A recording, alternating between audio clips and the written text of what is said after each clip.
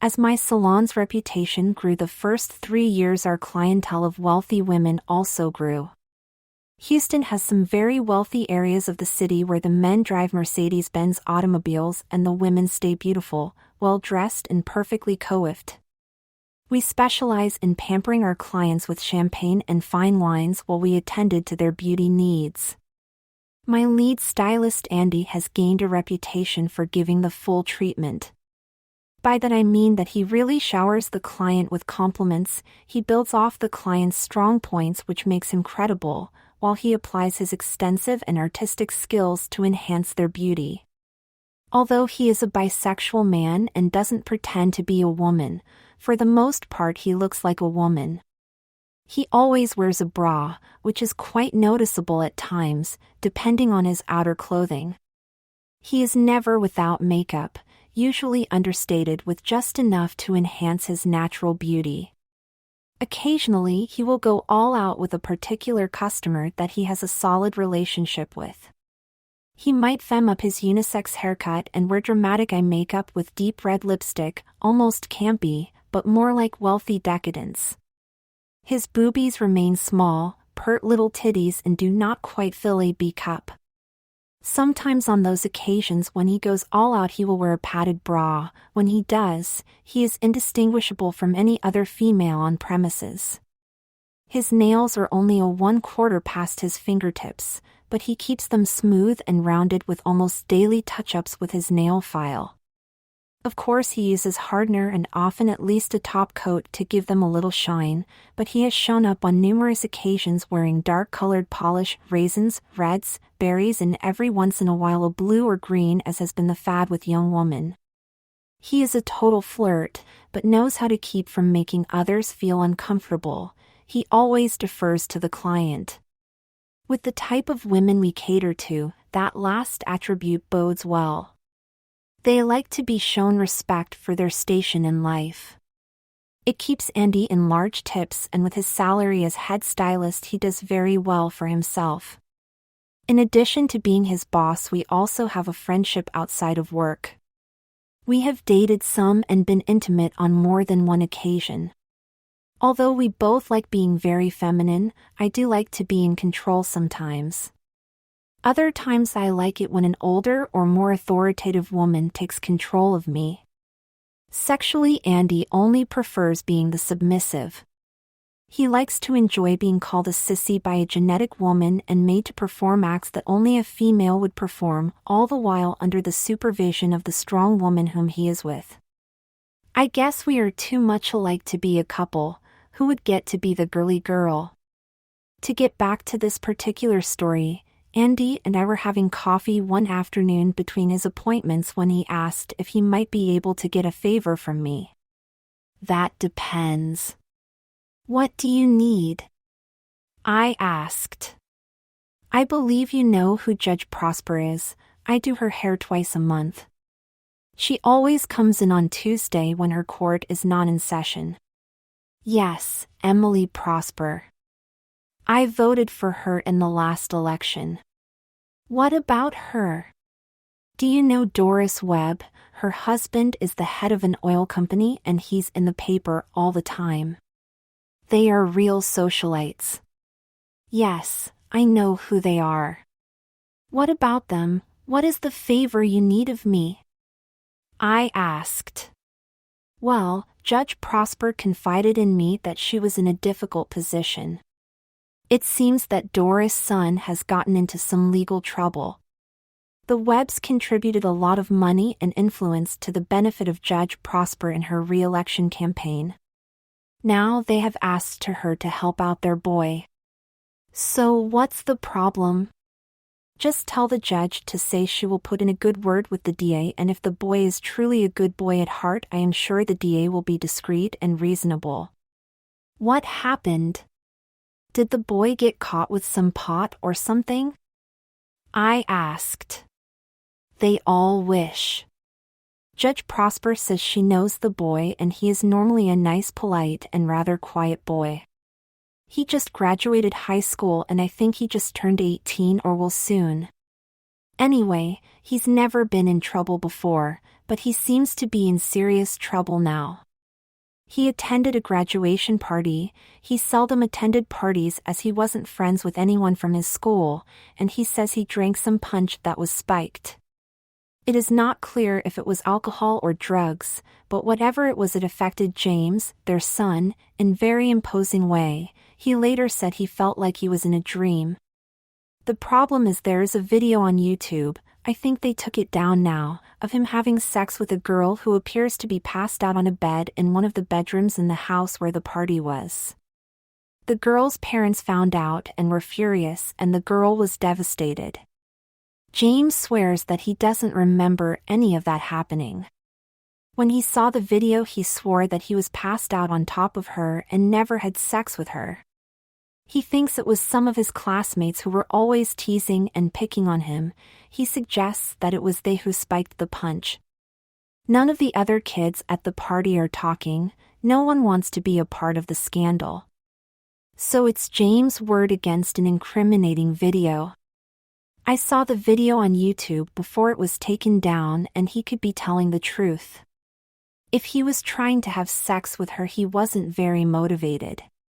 The screen was fairly close so you could see her face, and as a result much of his body was out of frame.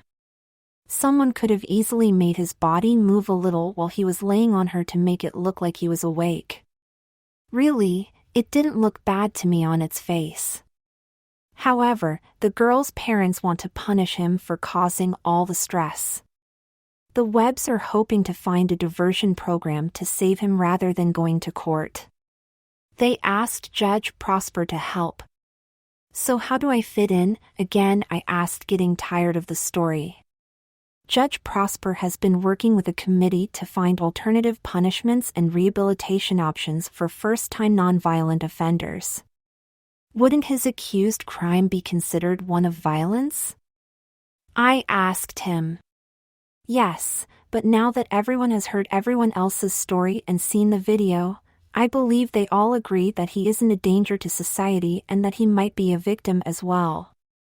Due to all the circumstances and the people involved, it has been decided and agreed to by all parties that the committee I mentioned before come up with a punishment appropriate to the crime and one that would offer rehabilitation to the perpetrator. The girl and her parents feel humiliated and want James to feel the same way.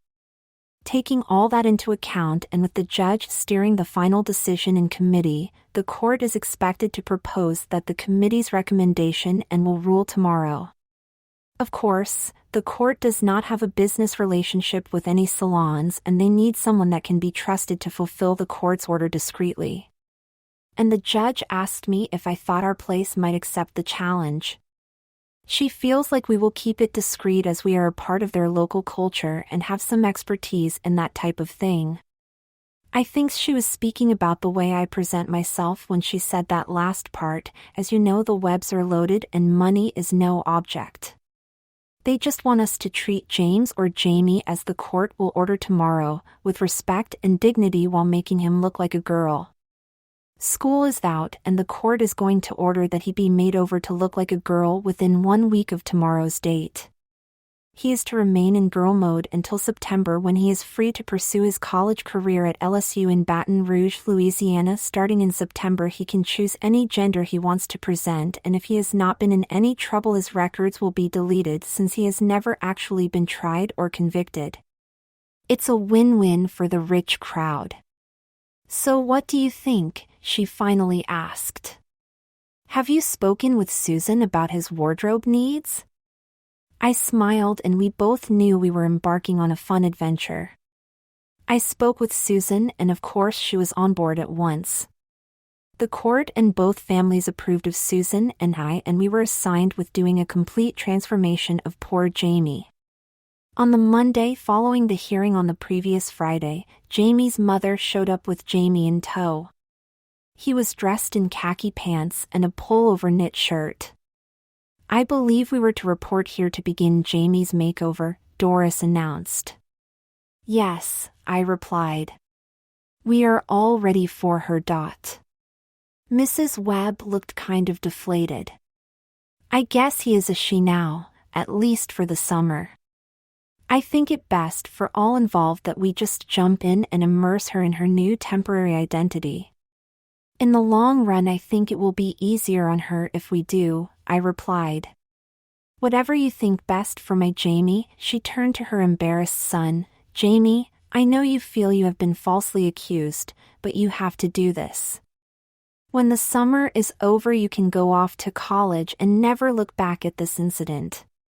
By the time you come home for Christmas, no one will even remember. Mrs. Webb looked at Susan and I. As you know, Jamie is required to maintain his appearance, and we agreed that it might be best if he just become a girl for the term of his punishment. It might be a little less embarrassing if he can pass as female. I looked at Jamie. I'm not altogether sure he thought it the best course of action. Since we want him to look respectable and feminine as required, we would like to book him for weekly maintenance for his hair and nails. If you could book us both together, I would really appreciate it. Normally she was a slightly arrogant woman relying on her wealth to get what she wanted. In this situation, she had to rely on others to offer their kindness by choice. Of course, Mrs. Webb, would you like a particular day of the week? I asked. Friday or Saturday would be wonderful if you can accommodate that. That way we will look our best for the weekends. I'll have my receptionist call you to arrange a time. Now, for this first time, I think it might be easier on Jamie if you leave us alone with her to do our work. If you have some shopping to do or anything else, we should have her ready to go next door and start a new wardrobe in a few hours. Give us 3 hours, I looked at Andy, who nodded approval. It's 8:30 now, so why don't we plan on picking her up at 11 and we can walk next door and get her something to wear to lunch, then we can walk over to that cute new bistro on Lincoln. After lunch we can shop until she has enough to get started on her new temporary life, I suggested. Jamie's mother kissed him on the cheek and said goodbye. I'll be back at 11:30, good luck, and she was gone. Andy, Jamie and I sat around and looked at hairstyle books and discussed what would look good on him, with Andy and I making suggestions. We decided that a hair color change would help him to avoid recognition of his former self. We decided on an ash blonde as it was near his natural color, but frosted would only be associated with a female. Andy and Jamie decided on makeup suitable for the girl next door. After all, quipped Andy, if a special occasion comes up you can always come in and let me work my glamour magic on you. Andy and Jamie seemed to be getting along well, and I went to my office to try and get some work done. At 10:15 Susan came over to see and meet Jamie. As I walked her over to Andy's station, her eyes began to widen. Sitting in the chair, her hair recently permed, colored and conditioned, waiting to be rolled, was a cute teenage girl. Her eyebrows had been waxed into nice feminine arches high on the brow bone. Her face had just been moisturized, and Andy was giving it a moment to absorb while he set her hair on large rollers. Jamie no longer looked like a male. The salon cape covered her body, and her head and face were all Susan could see of her. Jamie, this is Susan. She is a good friend of mine, and she will help you with your wardrobe, shoes, and accessories. Hi, Jamie. We are going to have lots of fun. Please don't be apprehensive. It will only be clothes and stuff, and I will help you every step of the way, Susan consoled. Thank you, was all he said. We'll leave you 2 girls to finish up. Oh, I love that color on your toenails, I said, noticing his bare legs and sandaled feet with shiny toenails. Thank you. Andy suggested that color, said Jamie in an almost whispered voice. I think you should let your nail tech do the same color on your fingernails, added Susan. Okay, was all he said. Susan and I went to an outside cafe and had coffee and a cigarette. That boy is really cute, I can't wait to get him in my dressing room, said Susan, and she blew out the smoke she inhaled. Susan, we both know you are a bit kinky and just love dressing up boys, but really, honey? I exhaled the deep drag I had taken on my Benson and Hedges 100. I know, I just meant that I couldn't wait to get him in shop and dress him up. I've been picturing him as the girl next door with skirts, blouses with some capri pants, jeans and shorts as staples. Of course he will need a few dresses for every day when he wants to wear a dress. They go out to eat in fancy restaurants a lot, I bet. I guess she will need a couple of dressy outfits. Shoes, she will need some flats for every day, maybe a couple pairs of cork wedgies since it's summer. I think the court specified that she wear heels of at least 3 inches for 8 hours a day for at least 3 days per week. If she wears heels 4-inch or higher for at least 6 hours in a row, she can skip one day and heels the next week if she wishes.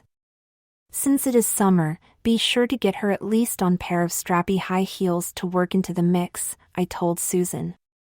Don't worry, honey.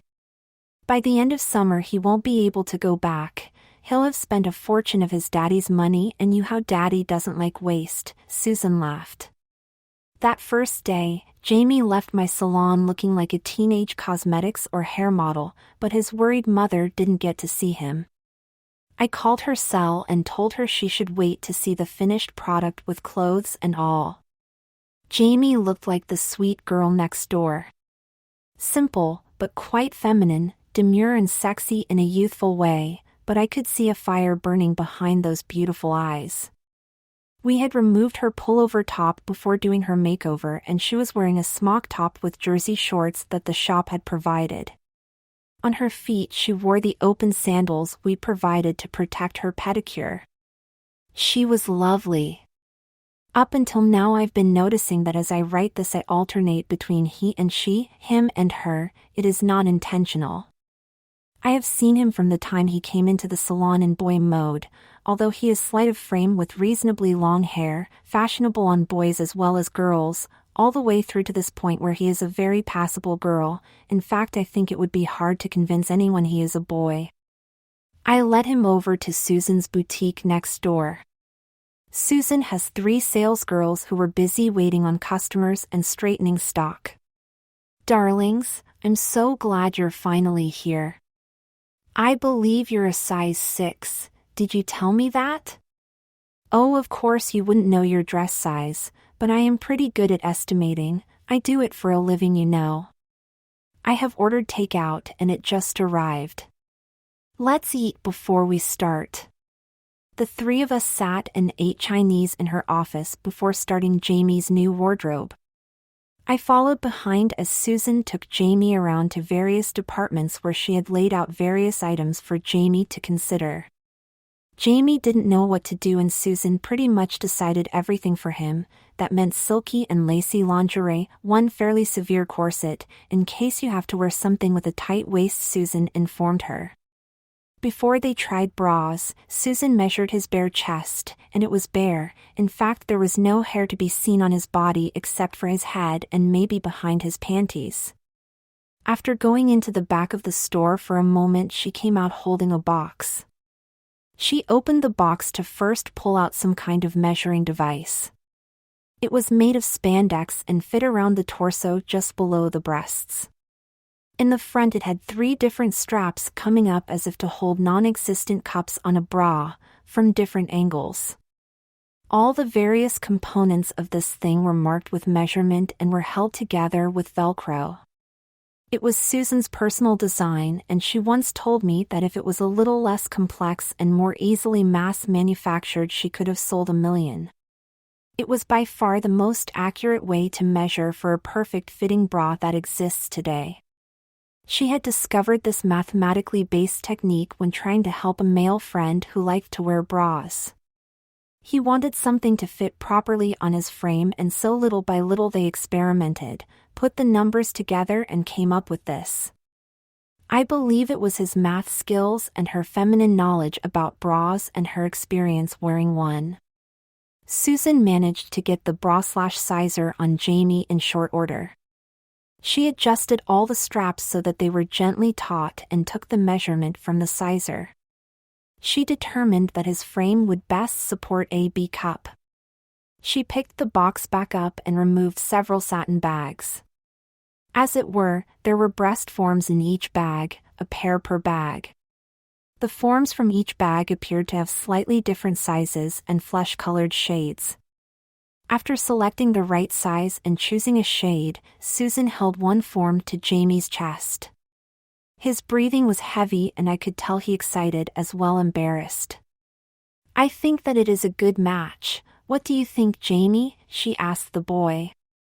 Looking at her hand holding what appeared to be his breast, his eyes glazed over and he sighed, then said, "Yes, they look great." After a time Susan had his breasts fastened on with medical-grade adhesive which would require someone qualified to remove them. Of course Susan was qualified and had the necessary lotions to remove them properly and then condition the skin that had been covered. As he sat up from the reclined chair Susan had him in, his breasts came forward and then kind of bounced for a second or two. The jiggling was unexpected and he just kind of froze for a moment. "Let's get a bra on you so we can get you dressed." With that Susan picked out a padded 34B Miracle bra. It wasn't super fancy or ultra padded, but the design pulled in his slightly pudgy boy breasts and forms into the cups perfectly. The padding filled the bottom of the bra and held up his own flesh. Very nice, I thought to myself. The bra was black satin and had underwires. The restriction was a constant reminder of his incarceration into female cloths, and the soft delicate satin and lace reminded him that he was really a female for the duration of the summer. The bra was accompanied by a black panty that matched the bra. It was rather full cut and his bubble but seemed to fill out the rear perfectly. I caught him looking over his shoulder at his tush, and when he saw me observing him he blushed and looked so cute and coquettish. It was a very girlish scene. He returned his attention to Susan, who was deciding if his waist required constriction. You know it did. With the black bra, cincher and panties on, he really looked like a girl wearing makeup, with her hair freshly and professionally done. "I'm so glad you were shaved when you came, it will save us a lot of time," said Susan as she presented Jamie with thigh-high stockings and showing her how to put them on without getting a run. "Most important of all, make sure your manicure stays free of anything that can snag a stocking. Every girl has had that experience and it's no fun," Susan instructed. "Wow. Your legs look great in black stockings. You might want to rethink going back to your old ways in September. Really, I mean it, you have great legs. While we are here in lingerie, let's load you up on panties and bras in different colors and styles. You pick some white ones and I'll pick the colored ones, okay? Get a slip too, they are right over there. Pick two, one black and one beige. I put some out in your size for you to look at, on that table right there. That's them." Susan finished with stockings and various other pieces of lingerie she wanted to treat Jamie to, compliments of daddy, and Jamie added the slips to the accumulating pile of finery. "Lissa, please remove the tags and start a bill for Ms. Webb here." Lissa, one of the salesgirls, smiled and followed her instructions. There was something about Lissa. She was hired by Susan as a salesgirl about 5 weeks ago. Since we first met she reminded me of someone. I thought maybe some actress, as she was certainly beautiful, but I couldn't put my finger on it. Within the next 3 hours Jamie tried on garments of every type. Somewhere along the way she came to enjoy herself, laughing and playing the model in an exaggerated manner. There were shoes of all the types and colors Susan had selected, and soon Jamie's new wardrobe was adequate to start summer vacation as a young debutante. "Well, what do you think?" Susan asked Jamie. "I love it all. I thought I would really hate it, but the truth is I love it. The cincher you put on me and the bra, well, they will take some getting used to, but the feel of stockings on my shaved legs is amazing. My panties are the most luxurious and comfortable underwear I have ever worn. I can't wait until bedtime to try one of my new nighties." He was bubbly, and in his flippy rayon skirt and cap-sleeved cotton blouse he looked all the world like a high school senior or recent graduate, and a young woman. I know those 3-inch pumps I put on you will take some getting used to, but if you wear them every day for a while you will get used to it, then mix in some other styles and heights. Just then Doris Webb came in the front door. I couldn't wait any longer. Where is Jamie? She looked around the store. Hello, Mother. It's me, Jamie. His mother's eyes looked at the young woman standing right near her and took a moment to focus. Jamie! Is that you? You are precious. Let me see. Turn around. Jamie did as his mother requested, displaying some of the gestures and postures he learned from us earlier. Doris was really taken aback by her son's appearance, and for a moment I thought she would cry. I was worried you would look terrible and be humiliated everywhere you go, but you are perfect. No one could ever tell. I didn't recognize you at first, and I am your mother. She turned to Susan and I, and thank you so much for all your help. You did a wonderful job. Susan had 2 of her girls help Jamie load up his new wardrobe in their SUV while Doris pulled out her credit card and proceeded to pay us. How much did we spend? She asked, looking at the receipt. Oh my! Donald is going to hit the roof, but what good is money if you can't help your loved ones, I guess. He can just complain all he wants. I will not have my son or my daughter looking like someone living on the street. It is worth every penny.